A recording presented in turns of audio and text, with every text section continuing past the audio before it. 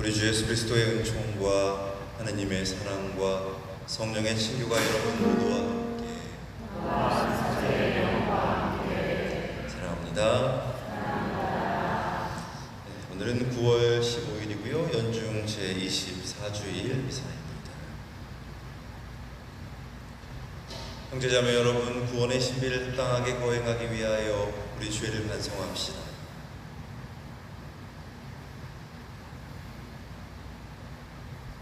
전능하신 하느님과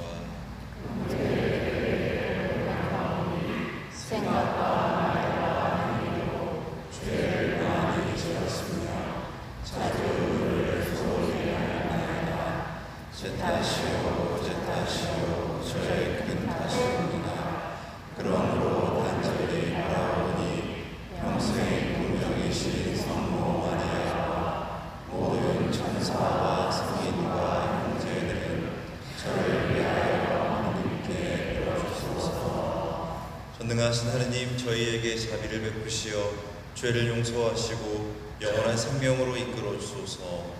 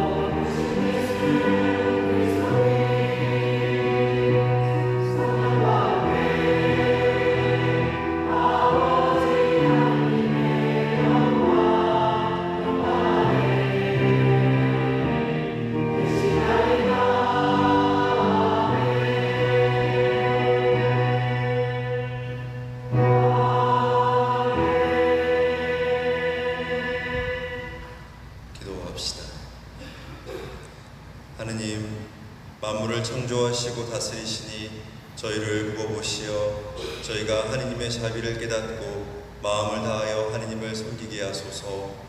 성부와 성령과 함께 천주로서 영원히 살아계시며 다스리시는 성자 우리 주 예수 그리스도를 통하여 비나이다.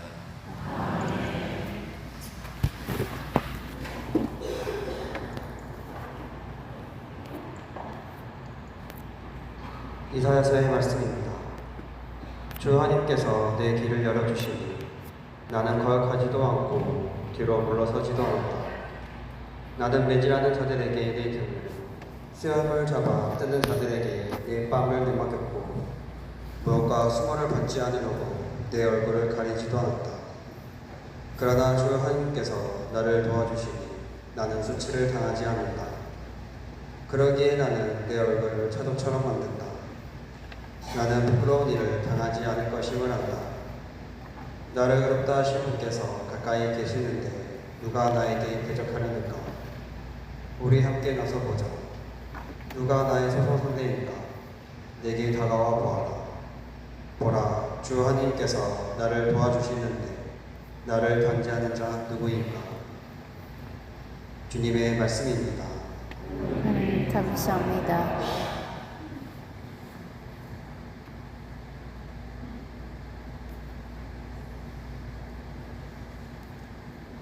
나는 주님 앞에서 걸어가리라. 살아있는 이들의 땅에서 걸으리라. I will walk before the Lord in the land of the living. 나는 주님을 사랑하네. 애원하는 내 소리 들어주셨네. 당신 길을 내게 기울이셨으니 나는 한평생 그분을 부르리라. I will walk before the Lord in the land of the living. 죽음의 올가미가 나를 애우고 저승의 공포가 나를 덮쳐 고난과 근심에 사로잡혔네. 나는 주님의 이름 불렀네. 주님, 부디 목숨 살려주소서. I will walk before the Lord in the land of the living. 주님은 너그럽고 의로우신 분, 우리 하느님은 자비를 베푸시네. 주님은 작은 이들을 지키시는 분, 가엾은 나를 구해주셨네. I will walk before the Lord in the land of the living. 당신은 죽음에서 제 목숨을 구하셨나이다. 제 눈에서 눈물을 거두시고 제 발이 넘어지지 않게 하셨나이다. 나는 주님 앞에서 걸어가리라. 살아있는 이들의 땅에서 걸으리라. I will walk before the Lord in the land of the living. 야고보서의 말씀입니다. 나의 형제 여러분, 누가 믿음이 있다고 말하면서 실천이 없으면 무슨 소용이 있겠습니까? 그러한 믿음이 그 사람을 구원할 수 있겠습니까? 어떤 형제나 자매가 헐벗고 그날 먹을 양식조차 없는데 여러분 가운데 누가 그들의 몸에 필요한 것은 주지 않으면서 평안히 가서 몸을 따뜻이 녹이고 배불리 먹으시오 하고 말한다면 무슨 소용이 있겠습니까? 이와 마찬가지로 믿음의 실천이 없으면 그러한 믿음은 죽은 것입니다. 그러나 어떤 사람은 이렇게 말할 것입니다. 그대에게는 믿음이 있고 나에게는 실천이 있어. 나에게 실천 없는 그대의 믿음을 보여주십시오. 나는 실천으로 나의 믿음을 보여주겠습니다. 주님의 말씀입니다. 하나님 감사합니다.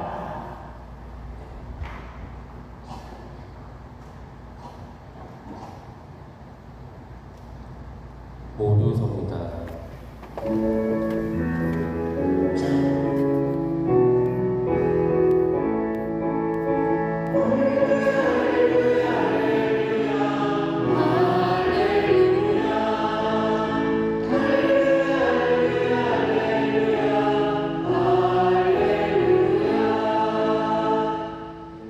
나는 주님의 십자가 외에는 어떠한 것도 자랑하지 않으리라.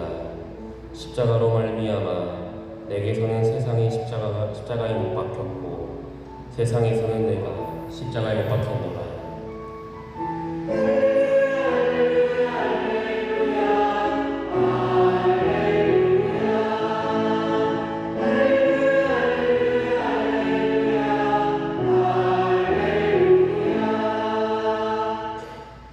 주님께서 여러분과 함께 마르코가 전한 거룩한 복음입니다.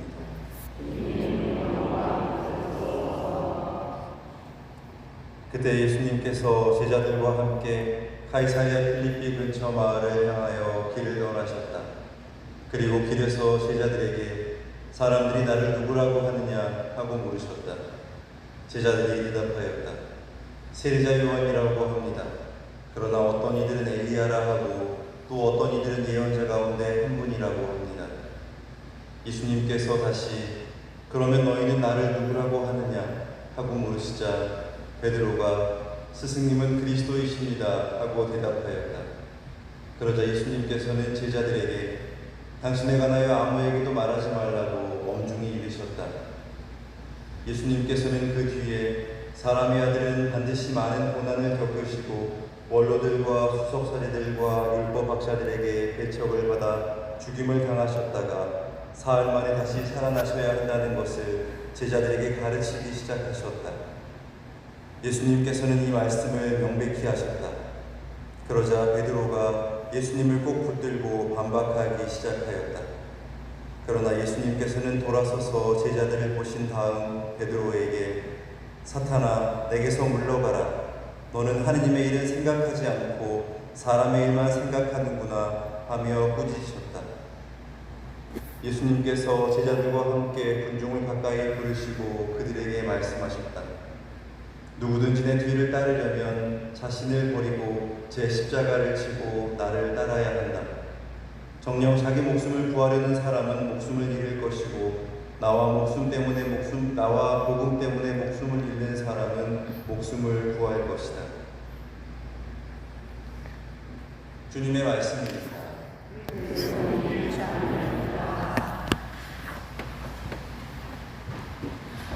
사랑합니다.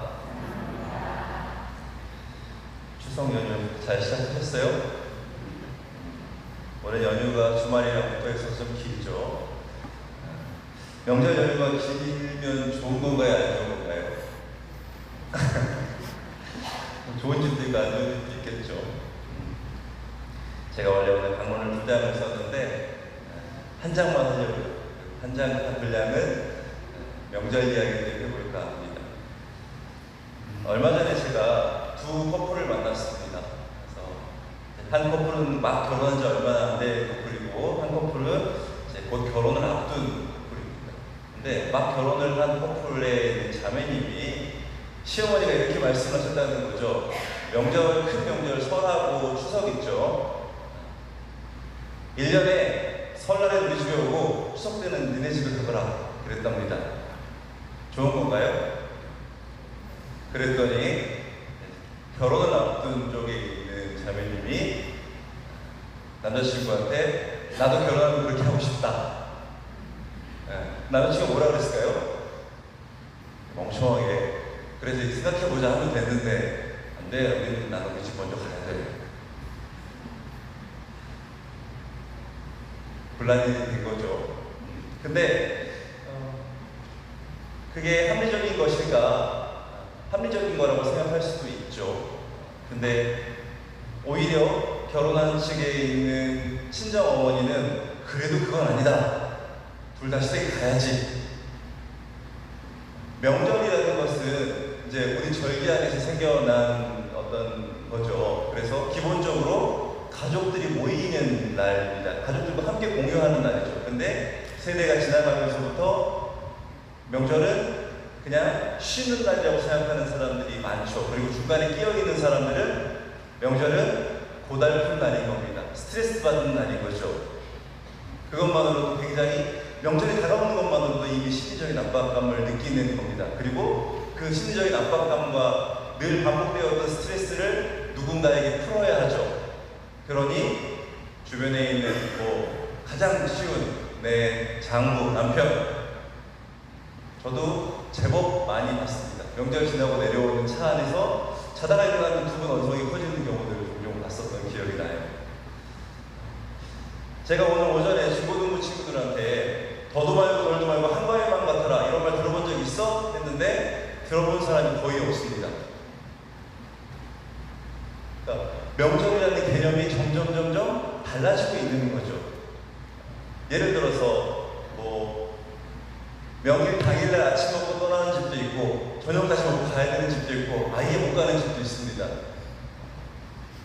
집집마다 명절을 지내는 스타일도 가정의 환경 분위기도 다 다른 거죠. 근데 누구에게나 다 상대적인 것이기 때문에 나보다 조금 더 편해 보이고 나보다 조금 되면 내가 불행하다고 느끼는 거죠. 명절은 그렇게 지내서는 사실 안 되는 건데 말이죠. 제가 어느 순간 저는 제 삶이 명절에서부터는 조금 더 자유로워진 삶이 좀 동떨어져 있죠. 아무래도 제가 결혼을 한 것도 아니고 그러다 보니까 더더욱 그렇습니다. 여러분들에게 위로가 될 수 있을지 모르겠지만 저희 아버님이 70을 넘기셨고 어머니도 이제 70에 가까워지시는데 저희 어머니는 지금도 명절 음식 준비해서 할머니를 찾아뵙고 있습니다. 할머니가 생존해 계시거든요. 103세. 그나마 다행이라고 생각하는 건 치매도 없으시고 병원에 누워 계시지도 않습니다. 어린 기름 딱 발라가지고 비녀 탁 꽂고 그러고 당신 해야 될 일들 정도는 하십니다. 그나마 더 감사할 노릇이죠. 병원에 오래 누워 계셨으면 그것도 참 어려운 일인데 하지만 결혼 생활이 40년이 훌쩍 넘는 시간 동안 여전히 그 일을 하고 계십니다. 혹시라도 위로가 되실 수 있으면 좋겠다는 생각이 들어요. 저런 집도 있는데. 근데 어느 순간 저희 부모님 같은 경우는, 특히 어머니 같은 경우는 초연해지셨다는 생각이 들었습니다. 할머니 사셔봐야 얼마나 더 사시겠니? 했는데 한 10년 된 것 같은데 그러면서도 하시던 일들을 관성처럼 하시죠. 하시면서 아버님도 조금씩 바뀌어간다는 것들이 보였습니다. 왜냐? 자기 사랑하는 아내가 늙어가는 걸 보니까 너무 늦게 봤죠. 한 10년 전에 봤어도 늦은 걸 수도 있는데 그죠? 명절이라는 것은 그렇게 빠른 듯 느린 듯 잘 모르겠지만 내가 사랑하는 사람들의 마음을 헤아리고 그러면서 자기가 할 수 있는 것들을 찾아가야 되는 것 같습니다. 꼭 명절이 아니어도 그렇죠. 가족들 관계 안에서도 그런 것 같습니다. 가정 안에 평화가 이루어지고 가정 안에 어떤 행사가 이루어지는 데에는 필연적으로 누군가의 노력과 눈물과 희생이 들어가 있는 겁니다. 그거 없이 아무것도 이루어질 수 없어요. 근데 그걸 당연하게 생각하면 거기서부터 문제가 생기는 겁니다. 나는 내 하는 거 없이 우리 집이 되게 평화롭다고 생각한다면 누군가가 나를 향해서 원망과 미움을 남 모르게 쌓아두고 있을지도 모르는 겁니다. 그런 거 만들어내지 않으셔야겠죠. 복음의 말미에 누구든지 내 뒤를 따르려면 자신을 버리고 제 십자가를 지고 나를 따라야 한다 이런 말씀을 하셨어요. 예수님을 따른다라는 것은 다른 말로 사랑을 따른다는 말과도 같죠. 그리고 자신을 버린다라는 것은 희생을 의미하는 겁니다. 그리고 십자가는 예수님께서 보여주신 가장 큰 사랑의 표징이고 동시에 희생의 징표라고 할 수 있습니다. 그래서 이 말씀의 의미는 사랑에 있어서는 희생이 늘 꼭 필요하다라는 겁니다. 참된 사랑이라는 것은 그래서 희생을 통해서 드러납니다. 사랑하는 사람을 위해서 내가 가진 여러 가지를 내어주고 포기하면서 살아가는 그런 희생이 없으면 그 사랑은 속임수라고 할 수도 있겠습니다. 사랑으로 이끌린다라는 것은 기꺼운 희생으로도 이끌리기 때문에 그런 거죠. 예수님에 대한 믿음은 고백하면서 삶에 찾아오는 희생과 고통은 외면할 때 혹은 내가 봉사할 때에도 보이는 곳에서 다른 사람들 이목에만 집중하면서 열심히 하면서 정작 보이지 않는 곳에서의 희생이나 나눔은 실천하지 못하고 있다면 이중성을 사는 거죠. 오늘 이 독서에서 야고보서도의 말씀처럼 실천이 없는 믿음은 죽은 믿음이듯이 희생이 없는 사람은 속임수일 뿐인 겁니다. 신앙생활도 마찬가지죠. 신앙생활이라는 것은 예수님처럼 예수님을 따르려고 노력하는 겁니다. 예수님을 내 울타리 안에 가두어두고 그렇게 내 마음대로 신앙생활하는 게 아니라는 거죠. 예수님을 내 멋대로, 내 편리대로, 그저 내가 원할 대로만 이용하는 그런 분이 아니라는 겁니다. 우리의 성향이라든지 우리의 의지라든지 우리의 생명을 하느님께 내어놓을 수 있을 때 참으로 하느님을, 참으로 내 가족들을, 참으로 나 자신을 사랑할 수 있는 거라고 생각합니다. 우리가 신앙인으로서의 삶을 선택하고 예수님을 따르겠다라고 다짐했다면 우리 삶에 주어진 삶의 고단함도 괴로움도 기꺼이 희생할 줄 알고 감내할 줄 알 수 있는 그런 마음도 하나님께 청하시면 좋겠습니다. 모든 사람의 마음이 다 완전할 수는 없습니다. 삶에서 마주하는 고통, 고단함도 주님께서 마련해 주신 선물임을 깨달을 수 있으면 좋겠다는 생각이 들어요. 그리고 그 깨달음으로 인해 내 삶 안에서의 초연함을 느낄 수 있으면 좋겠습니다. 그때 비로소 우리는 주님의 참된 제자로서의 삶을 살아갈 수 있지 않을까. 우리 가정의 평화 혹은 내가 하고 있는 어떤 일 안에서의 균형이 잘 맞춰져 있다면, 또 나는 그대로인 건데 무언가들이 바뀌고 있다면 나는 누군가들의 힘과 노력과 희생에 기생하고 있는 걸 수도 있습니다. 나 또한 조금이나마 내가 할 수 있는 것들을 찾아내는 거죠. 명절이라고 한다면 그냥 좋은 말 한마디라도, 내 마음은 이거 아니지만 그래도 애써 고생했다, 애썼다, 얼른 타고 집에 가거라, 이런 말들. 오는데 얼마나 애썼냐, 좀 쉬어라, 이런 것들. 어머니 뭐 필요한 거 없으세요? 혹은 뭐 해야 되지 않을까요? 먼저 말이라도 한마디 건네는 거. 이런 것들이 다 내 마음을 내어주는 희생이라고 할 수 있습니다. 복음이 말하면 십자가를 대신 지어주는 거죠. 그렇게 해서 함께 십자가를 짊어졌을 때 우리 집안에, 내 마음에 하나님의 나라가 오는 게 아닌가 싶습니다. 이어지는 성찬절을 통해서 그렇게 우리 안에 하나님 나라가 오기를 청하시는 총 베풀어 주시기를 청하시면 좋겠어요. 너희는 나를 누구라고 하느냐? 아멘.